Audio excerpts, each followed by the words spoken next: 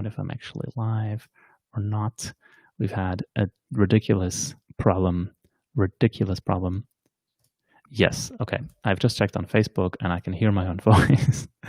um, and so if it works on Facebook, it should work on YouTube as well. So I'm really sorry about this.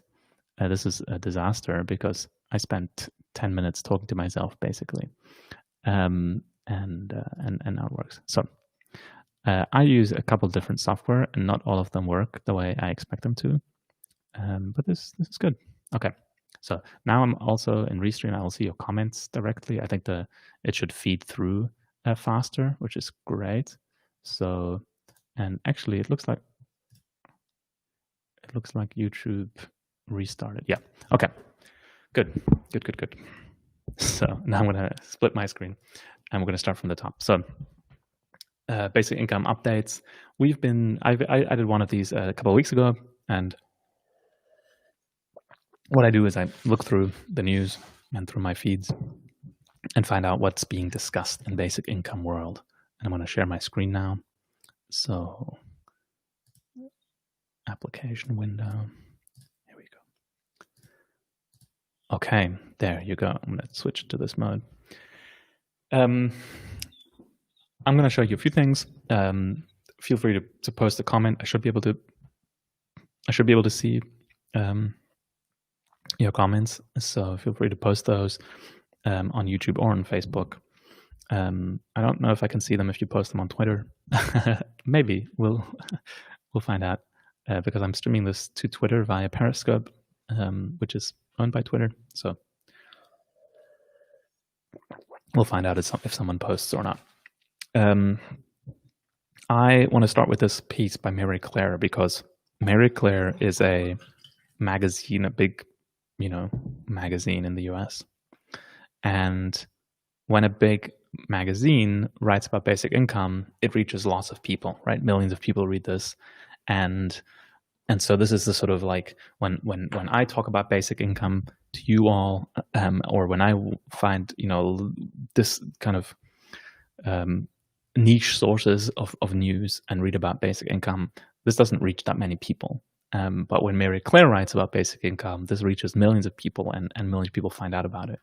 And what they've done here, this is a sort of human interest story where they follow one woman and her experience of receiving $1,000 a month for a year as part of a basic income lottery that she took part in.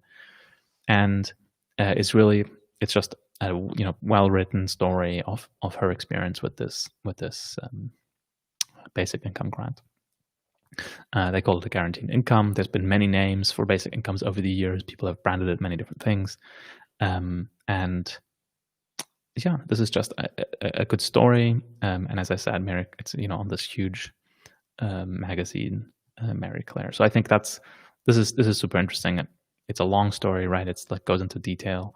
I think this is the kind of thing that it's not gonna, or it shouldn't necessarily convince us that this is a good policy. Because this is just one story, right? Like we don't know how it would affect the economy as a whole if implemented at a large scale. But it's the sort of thing that is important in humanizing the policy and making sure that we're talking about something that actually positively affects people's lives, and does so in a really impactful way. So we can imagine that if we would roll out a basic income at a larger scale, thousands or millions of people would be affected like this. So this is why I think these kind of stories are very powerful and very important, and why I pay attention to them as well. So if you're interested in that, you can search for this Mary Claire guaranteed income, and you'll find this article.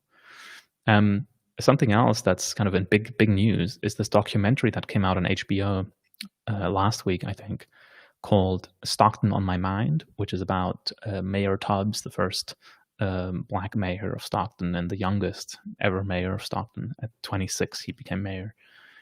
And he introduced a basic income pilot program in Stockton with money from the Economic Security Project, which is a think tank started by Chris Hughes, one of the founders of Facebook, which is purely focused on basic income. Really interesting organization. And they, their idea is, we don't want a basic income to be at the poverty level. We don't want people to be able to live off it, because that would be a potential work disincentive. Instead, we'll put it half the poverty level, which means nobody can just live on that money, but it makes it much easier to switch jobs. It makes it easy to find work, easier to move to better places to look for work, easier to invest in your own education if you have a job but doesn't pay that well, and so on. So, and this is what they tested here in this pilot project in Stockton. The documentary, I haven't seen it yet, but I'm sure it will be very interesting. And from what I can see, Newsweek here did an interview with Stockton, kind of with Michael Tubbs, in light of this documentary. And it's really interesting. They talk about everything that's been working on, and there's lots of things. It's not just about basic income. Obviously, it's also about education and all sorts of things, healthcare, but it's, I think it shows this kind of new progressive politics where people, are willing to take a look at, really out there ideas like basic income, which was considered totally nonsensical or kind of out there just a few months ago. And now with the COVID pandemic, it's become really central to a lot of conversations. That brings me, actually, let's talk about this. The Time published this article, a week ago, about a United Nations report, it's a new report from the United Nations that says that a temporary basic income, which is not really a basic income, but let's say a cash grant to the world's poorest, could reduce the spread of coronavirus. So the United Nations is saying we need to give people money to stop this pandemic. And the United Nations says it should be given to 2.7 billion people, right? Like just a third of the world's population, more than a third. A little bit less than a third. But it would cost $200 billion a month. I mean, this would be an enormous investment, but it would be probably a very sound investment given, how many billions and trillions. Now all the rich countries in the world have invested trillions and trillions in COVID recovery. So if they would invest just $200 billion a month collectively in the whole world's poor people, this would probably reduce the spread of the pandemic dramatically. It would, here they write, in Russia alone, it would lift 48 million people out of poverty, of what they call the vulnerability threshold, for 0.12% of Russia's GDP, so really not a large amount of Russia's GDP, and so on. Talks about the different things. So, this is the United Nations. I mean, it doesn't get bigger than that talking about a basic income. Yes, thanks for the question, Eric. Won't it cause massive inflation and price increases? This is, I think, like in classical economics, this is a topic that is sort of like widely discussed, right? Like this is like one of the first things you learn about macroeconomics, which is that with more money circulating, prices will go up, right? Like money isn't like, you can't just make more money so that you have more things. This leads to inflation. This is like one of the most important things that you learn in macroeconomics. And it's true that in a bubble, right? Like if you just create more money, and just like if you would just like take everyone's balance sheet and just double it, it would make virtually no difference, right? Because if everyone just has exactly double the amount of money, then everything would just be worth half as much. So that means twice as much money would be required to buy any one thing if you did that overnight, right? So this wouldn't make any sense. There's no real point in doing this. Except, and this is something that's sort of a little bit advanced macroeconomics, which is that it does make a difference on obviously foreign exchange rates, right? So if you would double the amount of money available to if you would double, like if you just would double every Swiss franc, for example, you would sort of expect that other currencies would respond by saying, oh, the Swiss franc is now worth half of what it was before, right? Except that, of course, now people might not shift as much, right? So like people would say, well, the Swiss economy is strong, so yeah, it might be the currency is worth less because there's a lot more of it, but maybe not. Maybe it's like 1.8 times less instead of 2 times less. And so the complexity of international exchange means that this would not be evenly felt across the world. And this is just like, as I said, if you would literally take every bank account and cash holding of a currency and double it, so increase it linearly, right? This would have virtually no effect, but it would still even have some complex effects at an international trade level.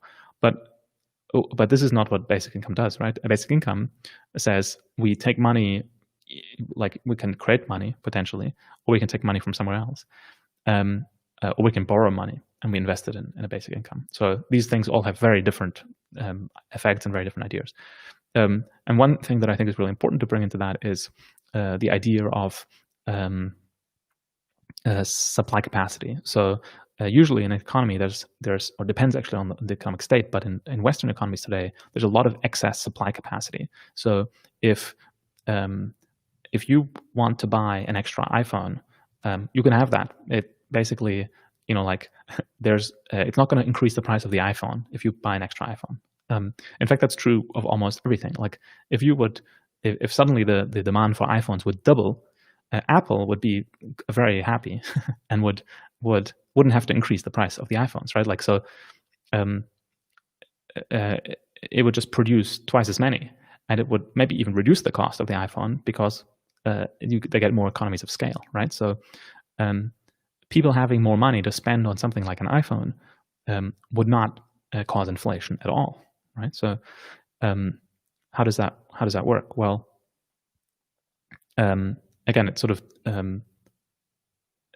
depends also how you do it, because if you just, as I said, if you just double everybody's accounts, including Apple's, then it probably wouldn't make a difference, right? Then Apple would say, oh, we have to double the price of the iPhones because there's, we have twice as much money and everything costs twice as much. So that would be that.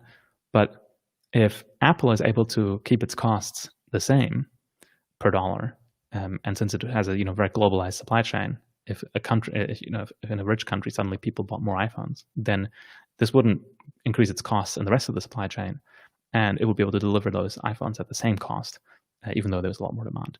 So, and this is true of most of the things we spend our money on. It's not true of certain things, right? So it's not true of, for example, of housing. So if all of us suddenly want twice as much apartment space in our houses, it wouldn't cost the same per square foot. It would cost more because now suddenly we would start to run out. People, maybe more things would have to be built and so on. And this is because housing is quite an inelastic stock of goods. And that's true of certain things which are basically responsible for all the major kind of price increases in developed countries, which are housing, education, and healthcare. Those are the three things that don't seem to decrease in cost the more we consume of them.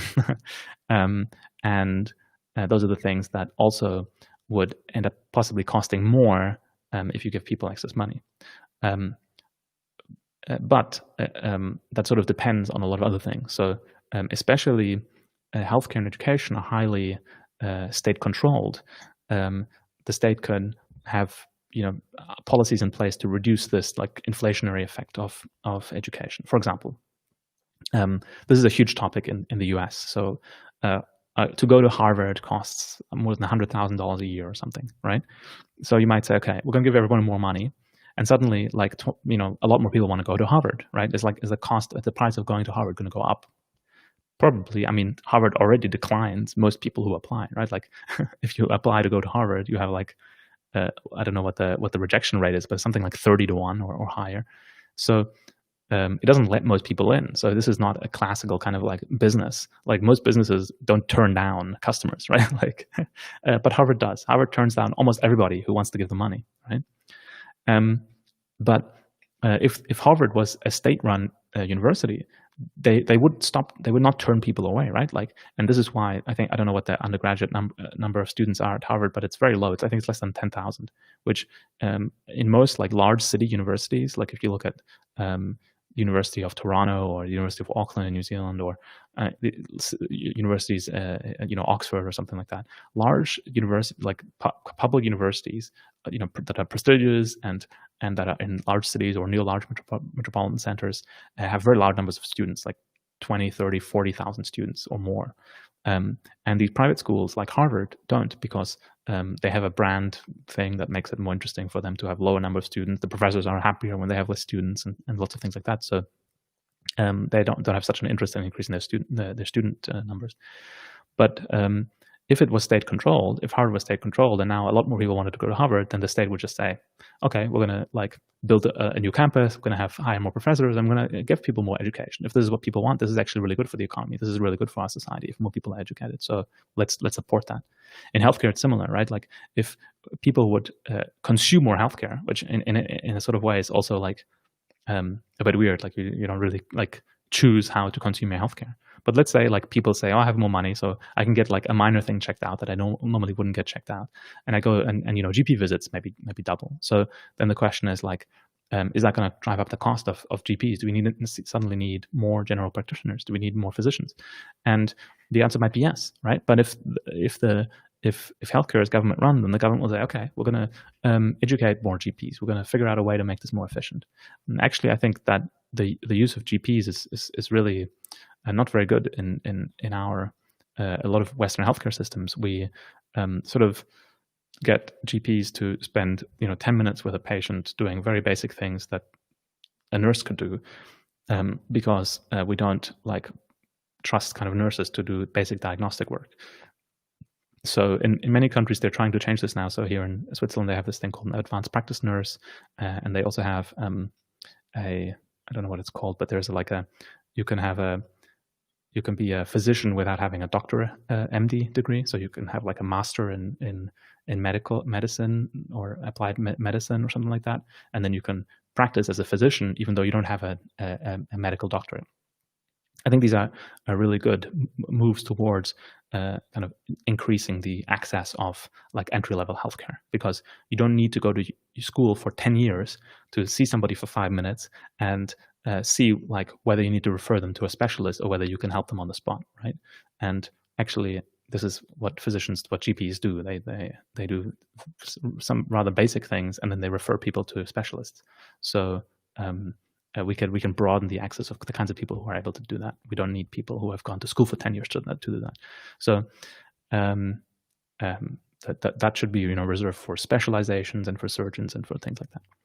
So I don't know if that answered your question about inflation, but the fact is that inflation really only happens when the supply of money increases relative to the availability of goods. And in cases where that's not true, then inflation is not really a concern. So, and obviously, it's even less of a concern if the money is not produced out of thin air. So if the money is not manufactured, not created, new minted money by the central bank, then you should not expect inflation because the money is moving around from different parts of the economy. So certain things might get more expensive because there's less money going towards them, but other things should get cheaper. And this is sort of also what you, or maybe another thing to throw in there with housing. I find that really interesting because you could expect house prices to go up with a basic income, but this is only true if people make if people don't choose to move. And actually, I think there's good evidence that people would choose to move if they had a basic income. They might choose to move to a more rural area. For example, in wealthy countries, people probably move away from cities. You don't need to be in a city to have a job these days. You can do a lot. There's a lot of good remote works. This is increasing dramatically also now because of the pandemic. And people are realizing that they don't need to be in a city anymore. This was the 20th century thing. And with digitalization as advanced as it is, being in a city doesn't have those benefits anymore. The jobs there's not as many jobs outside of cities, and they're not paid as well. But with a basic income, that could make up the difference. And people might say, you know what, I could pay half the rent, live in a much more beautiful neighborhood, and have much more access to nature and other things that I enjoy. And yeah, I earn 20% less, but with a basic income and my reduced costs, actually, I end up having more. So these are the kinds of options that start to emerge. Okay, so so that's the and of course, all these things I say, talking about this for a while now, but all these things I say about inflation really only apply to rich countries. In poor countries, it's really very different because when we for one, there's very large wealth disparities. So transferring money from the wealthy to the poor is much more viable, right? Like so, and the basic incomes proposed in poor countries are very low amounts of money, like between sort of $20 and $100 a month, and so this doesn't obviously like change people's lives, middle class people's lives, but the goal of those basic income programs in poor countries is to end the absolute poverty that exists in those countries. Whereas the goal for rich countries is a little bit different, and it's more about creating more freedom for people. Okay. So, which sort of brings me to Give Directly, which is the charity I support, and is probably the biggest basic income kind of supporting charity. They started out just working with cash transfer programs. I talked about it in the last basic income update video, and they have started, very large scale studies on basic income, a 12-year study that they run in Kenya. They work in Northeast Africa. And since COVID-19, they've also started this US cash transfer program where they have given to already, now they announced recently that they succeeded in giving 100,000 people in the US $1,000 each as a direct cash transfer to provide them kind of like cash relief in the pandemic. And now they're trying to expand this to 196,000 families. And they are also doing this kind of like African response for the pandemic. They've given $54 million. I don't know what the time frame here is, but I guess since the start of the pandemic. Okay, so and this is now just kind of an update on their numbers. This was announced 2 months ago, I think, and it's growing. They announced it 2 months ago with this $100 million secured, and now they've had another $15 million in the last months. They've now distributed. They announced last week they distributed 100,000 money to 100,000 families. So they're trying to get this money in and get it out quickly. So we'll see what the impact of these things are. Over time, there will be a lot of studies that show the effects. And speaking about poorer countries, in Kerala, which is a province in India, they have given a lot of cash transfers to people, and the numbers are 10 million people, 1 crore, that's 10 million people, have been given 1,000 Indian rupees per person.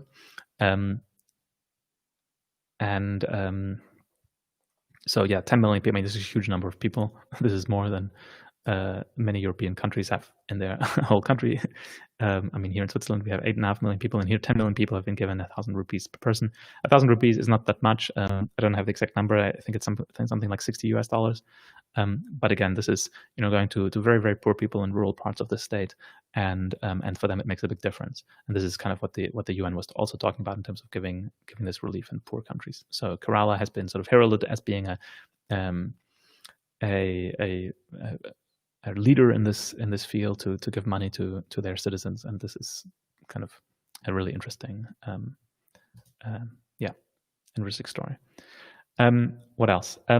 Here, this is a paper that was published in July by a Scottish foundation called Social Justice and Fairness Commission, and this is, if I understand this correctly, this is connected to the Scottish National Party, and Nicola Sturgeon, the Prime Minister of Scotland, has supported this organization or this study, I'm not sure, but it talks very, very specifically about how a basic income could be done in Scotland. And Nicola Sturgeon, the Prime Minister of Scotland, has said that she is very much in favor of a basic income, that she wants to see one be implemented in Scotland. It's not clear whether it's possible while Scotland is a part of the UK, but Scotland's independence movement is gaining steam again because of Brexit, and who knows what will happen. Scotland, I'm sure, will have another referendum on Brexit, on leaving the UK, on independence in the next few years. And if that happens, it's very likely that the polls on public opinion show that basic income is highly favored in Scotland, as it is in many everywhere where these are done, usually more highly in places like the UK than places like the US, but even in the US, a majority of people support it. Of course, in Switzerland, people voted in a referendum on whether to give every person a 2,500 franc basic income, which is really a lot, but it was turned down by 3/4 of people. And I think the devil is in the details. It depends on the wording. If you ask in general about a basic income, you get high support. If you talk about the money, specifically how much each person would get, and so on, and new taxes that would be raised because of it, then the support starts to drop off really rapidly. And I think this is sort of a selfishness that comes into play where people say, "Oh, I don't want to." I don't want to support other people to get more. And even most people under most schemes, even though taxes would increase, you would also get the basic income and it would cancel out. And 90% of people would end up with more.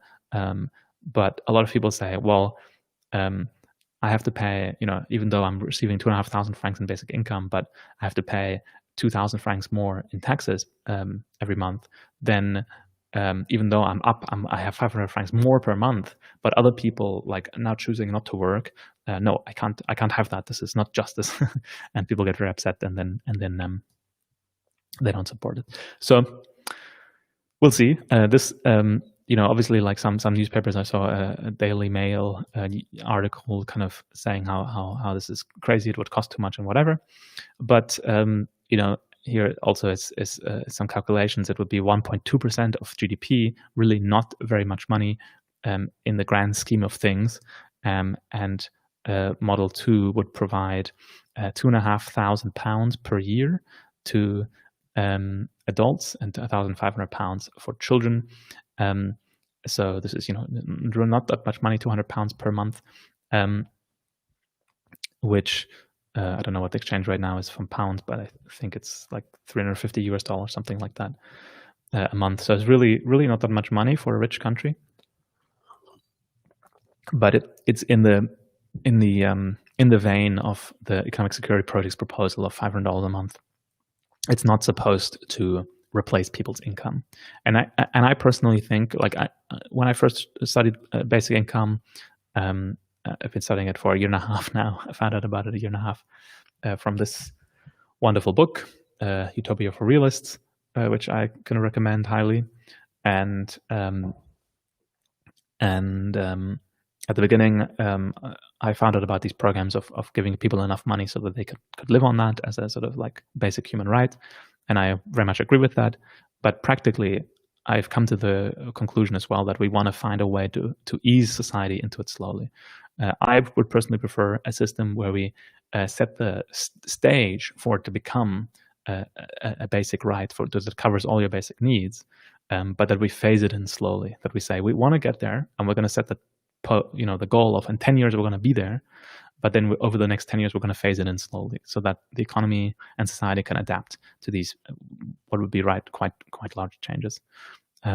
So I'm not really in favor of having a fixed small amount level. I think that could get entrenched in a negative way, as it has happened in Iran. Iran has a basic income at a national scale, and it's a very low level, and they can't really increase it because the rich people are against it, and the whole media establishment has condemned it, even though it's very, very effective at reducing poverty and increasing entrepreneurship and so on. So anyway, back to this thing about in Scotland, though, they have different models of how basic income could be implemented, and it's a very detailed, just kind of looking at really what are the costs, what are the proposals, how much money will be given to who, and so on. It's just a little research paper that talks about basic income. So that's very interesting. Came out last month. And so that's interesting. Something similar is from Stanford. The Basic Income Lab at Stanford has released also in July a review of basic income. When the Basic Income Lab at Stanford is quite new. I believe this was just formed in the last year, and it's slowly figuring out what it's doing and what its goals are. But it's really great when such a prestigious university like Stanford establishes a lab specifically to study this topic, and now is starting to put out these beautiful kind of also published research summaries that talk about basic income. So This is an umbrella review that compiles evidence from multiple review reports that search for, appraise, and synthesize multiple studies on a topic. So this is sort of a review of reviews. And what did they find? Different things. Low middle income countries, 3 and high income countries, etc. And so you can see there's different reviews of basic income from different years, and cash transfers, and so this is a really broad summary of basic income research. So I haven't gone through this in detail yet, and I will, because I find this super interesting. So I'm going to keep this open and make sure to get into the weeds here. So finally, we get to some slightly different things, which are, this is an article in Fast Company. Again, I kind of, when big media organizations like Fast Company publish something on basic income, then I pay attention to that, because this reaches more people than just basic income advocates like me, and I think that's cool. And it really just, all it does is talk about why and how a basic income has now been put on the table at really a national scale in the U.S. Because of the pandemic. It talks about Andrew Yang's run for president.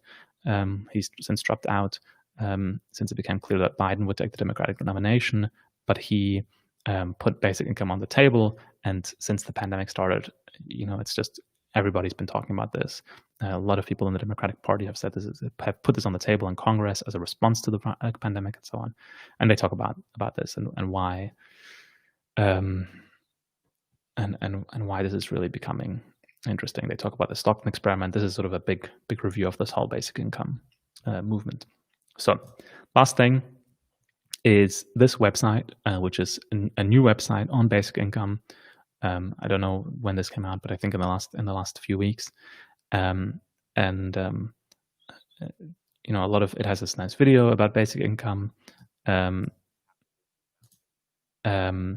of why it's necessary to have a basic income, how it would work, and so on. It's all very, very interesting and very well produced. It's very beautifully produced, and they mention all the different people who talk about basic income, from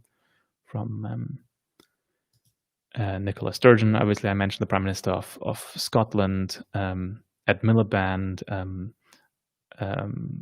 of the Labour Party in the UK, a high-ranking figure of the Labour Party. Obviously, Mark Zuckerberg has talked about it. Barack Obama, I don't know if he said he wants to have it, but he certainly talked positively about it. Yanis Varoufakis has proposed it. He was the former finance minister of Greece, was dragged through the press kicking and screaming because of his refusal to bow down to the powers of the European finance ministers during the Greek debt crisis, and he left the government when it capitulated to the demands of the Troika, of the IMF, the ECB, and the finance ministers, and has written a lot about economics and how it works, and now has started a new political party, a pan-European one called DiEM25, which, among other things, has basically on its platform. So a very interesting figure to watch. John McDonnell is also a leading figure of the Labour Party in the UK, and Guy Standing, he's one of the foremost researchers on basic income. He wrote a very good book, which I've read, called Basic Income, and he's really one of the most prominent advocates of this today, and he's one of the founders of the Basic Income Earth Network, which is the largest association of advocates of basic income. So, here they link to all these different people who talk about this. They have reviews of books that are talking about basic income. This one is a good one. Philip van Parijs, I've read that one. This is the one from Guy Standing. So anyway, this is I think a really interesting website here, ubi.org, that's just recently been published. And that is all I wanted to talk about. Yes, so thanks for tuning in. I think I'll leave it there, and see you next time. Ciao.